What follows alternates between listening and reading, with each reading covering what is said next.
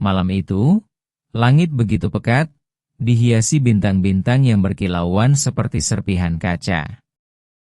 Angin malam berhembus lembut, menggoyangkan dedaunan di hutan yang sunyi. Di tengah keheningan itu, sekelompok 5 orang sahabat Dika, Rina, Bayu, Sari, dan Herman memutuskan untuk menghabiskan akhir pekan dengan berkemah di sebuah hutan yang konon memiliki kisah kelam. Mereka telah mendirikan tenda di dekat sungai kecil, yang airnya mengalir pelan di antara bebatuan. Api unggun berkobar terang, menerangi wajah-wajah mereka yang dipenuhi antusiasme dan sedikit rasa waspada.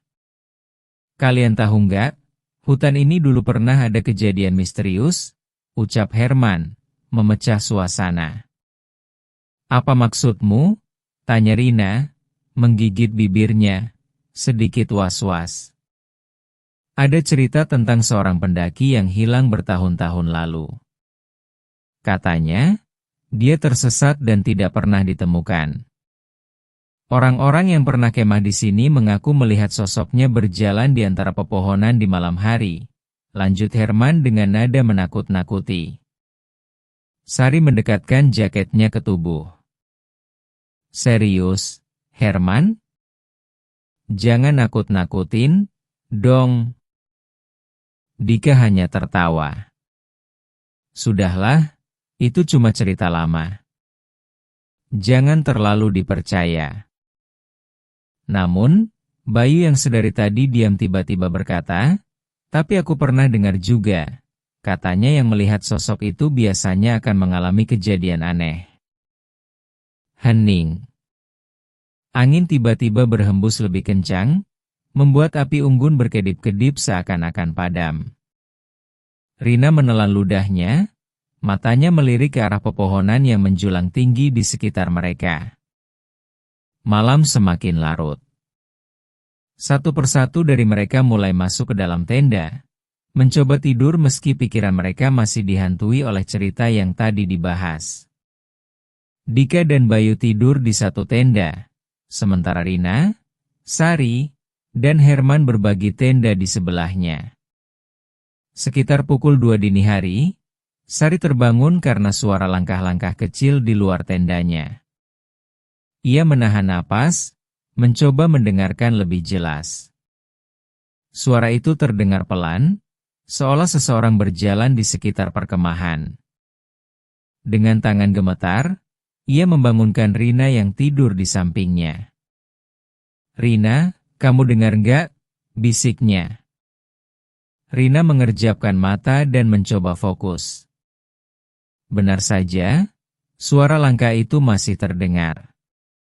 Ia menoleh ke arah Herman yang masih terlelap, lalu dengan sangat hati-hati, ia membuka sedikit resleting tenda untuk mengintip keluar. Di luar, di antara kegelapan dan nyala api unggun yang mulai redup, tampak sesosok bayangan berdiri diam. Tubuhnya tinggi dan kurus, wajahnya tertutup bayangan. Sosok itu hanya berdiri tanpa bergerak, seolah mengawasi mereka dari kejauhan. Rina menahan teriakannya. Ia segera menutup kembali tenda dan merapatkan tubuhnya ke Sari yang mulai gemetar ketakutan. Ada seseorang di luar, bisik Rina dengan suara bergetar. Sari menutup mulutnya, takut suara mereka menarik perhatian sosok itu. Mereka menunggu, berharap bayangan itu menghilang. Namun, setelah beberapa menit, suara langkah itu kembali terdengar. Kali ini, lebih dekat. Tiba-tiba, suara seperti cakaran terdengar di kain tenda mereka. Suara itu perlahan menggores permukaan tenda, seolah sesuatu sedang berusaha masuk. Rina tidak bisa menahan rasa takutnya lagi. Ia langsung berteriak, membangunkan Herman dan 2 temannya yang ada di tenda sebelah. Dengan cepat, Dika dan Bayu keluar, membawa senter dan mencari sumber suara. Namun, di luar tidak ada siapa-siapa. Hanya suara angin dan gemerisik daun yang menyambut mereka. Apa yang terjadi? Tanya Dika. Ada sesuatu di luar tadi, aku melihatnya, ujar Rina dengan suara masih gemetar. Mereka memutuskan untuk tetap berkumpul di luar tenda hingga pagi, menyalakan api unggun lebih besar agar cahaya menyebar ke segala arah. Sepanjang sisa malam itu, mereka merasa seperti diawasi, meski tidak ada yang benar-benar muncul lagi. Ketika fajar menyingsing, mereka segera berkemas untuk meninggalkan tempat itu. Namun, sebelum pergi, Bayu menemukan sesuatu yang membuat mereka semakin merinding. Di tanah, tepat di samping tenda Rina dan Sari, ada jejak kaki besar, jauh lebih besar dari ukuran kaki manusia biasa.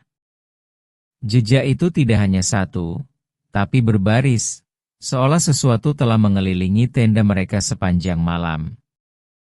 Mereka saling berpandangan, tidak perlu berkata apa-apa lagi.